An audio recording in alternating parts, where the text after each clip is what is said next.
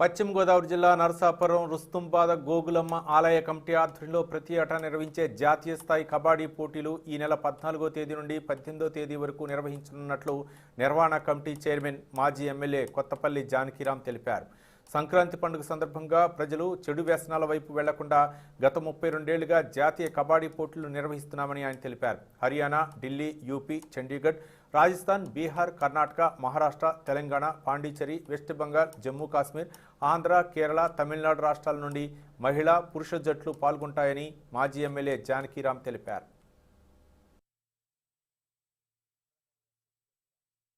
తెలియజేసుకుంటున్నాం. అలాగే last year చాలా దిగ్విజయవంతంగా ఇక్కడ టోర్నమెంట్ని దేశంలో ఉన్న నలుమూలల నుంచి పెద్ద పెద్ద క్రీడాకారులు అందరూ వచ్చారు. ఆ ఆడిన క్రీడాకారుల్లో ఇండియన్ టీంకి రిప్రజెంటేట్ చేసేవాళ్ళు ఇప్పుడు రిప్రజెంట్ చేస్తున్నారు. అలాగే 20 మంది ప్రో కబడ్డీకి ఆడుతున్నారు ఈ సంవత్సరం. మన ఇక్కడ ఆడిన క్రీడాకారులు 20 మంది ప్రో కబడ్డీ సెలెక్ట్ అవ్వడం జరిగింది. అలాగే ఎక్కువ మందికి ఈ సంవత్సరం లాస్ట్ ఇయర్ ఎంప్లాయ్మెంట్ కూడా రావడం జరిగింది.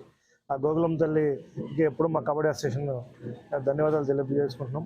అలాగే ఈ సంవత్సరం హర్యానా, ఢిల్లీ, యూపీ, చండీగఢ్, రాజస్థాన్, బీహార్, కర్ణాటక, మహారాష్ట్ర, తెలంగాణ, పాండిచ్చేరి, వెస్ట్ బెంగాల్, జమ్మూ కాశ్మీర్, ఆంధ్ర, కేరళ తమిళనాడు టీముల్ని పిలవడం జరిగింది.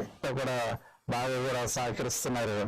మరి జనరల్గా ఏంటంటే మా కాన్సెప్ట్ చెడు వ్యసనాలకు వెళ్ళకుండా హ్యాపీగా ఈ పండుగ రోజుల్లో వాళ్ళు ఈ 5 days గడుపుకోవాలనేసి మా కాన్సెప్ట్ తోటి పిలిచేస్తున్నాం.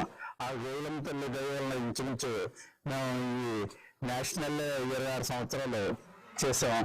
ఇది జనవరి అంటే భోగి రోజు జనవరి 14 నుంచి 18 వరకు కూడా ఈ టోర్నమెంట్ రన్ అవుతుంది.